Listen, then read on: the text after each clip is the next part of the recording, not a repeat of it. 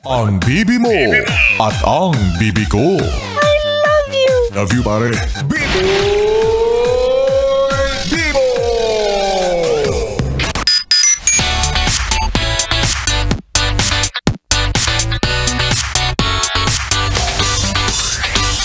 Yes, friend!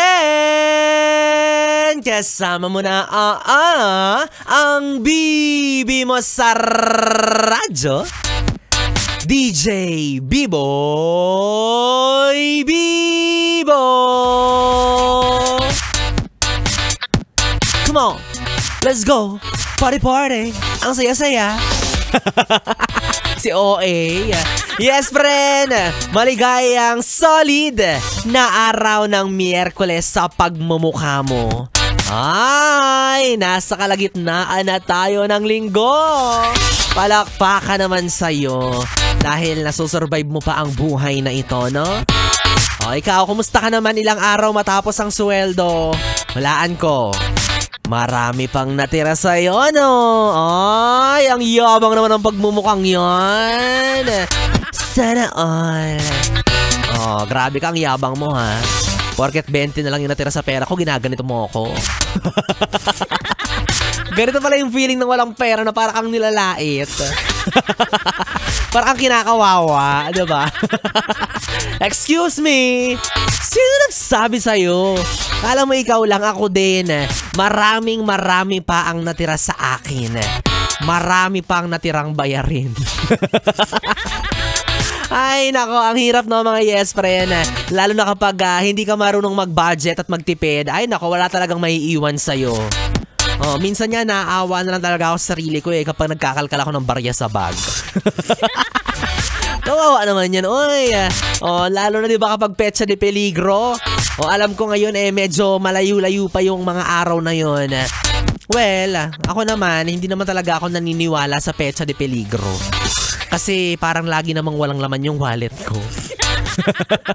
So what's the difference? Ano ba?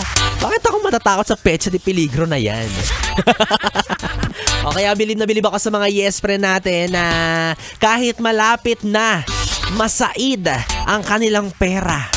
'Di ba? Nakakapag-shopping pa, nakakapag-Starbucks pa. Ay wow! Samantalang ako, dilat na yung mata kahintay ng biyaya.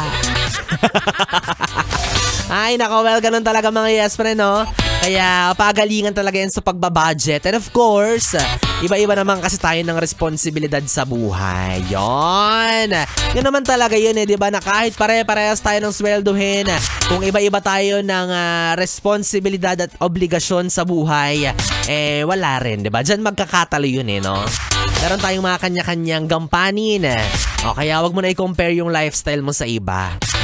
Kung bakit sila, kung umasta parang artista tapos ang role mo ikaw yung extra, ganyan. O, pero aminin nyo, no? Medyo nakakaingit nga rin naman talaga kung iisipin. Buti pa sila may sobra. Buti pa sila may extra. May nakukurot-kurot pa sila. O kaya nga sabi ko rin sa'yo, pag may extra ka, syempre wag mo rin kalimutan na i-spoil yung sarili mo. O, kasi aminin nyo, no, minsan magaan talaga sa loob kapag nabibili mo yung mga bagay na wala sa pangangailangan pero kagustuhan mo, diba? Nakakagaan ng kalooban. O, pero after nun, wallet mo naman yung magaan kasi wala nang laman. Ay, nako. Di bale, basta maniwala lang tayo na balang araw, dadaloy din ang ginhawa. Yon, napanghawakan mo yung kasabihan na yan, ha? Oh yes, friend, for as long as nababayaran mo lahat ng bills mo, natutugunan mo lahat ng mga pangangailangan mo at ng mga umaasa sa'yo, you're good. Okay ka sa all right. Ha, may silbi ka, may kwenta ka at may patutunguhan ka. Yan!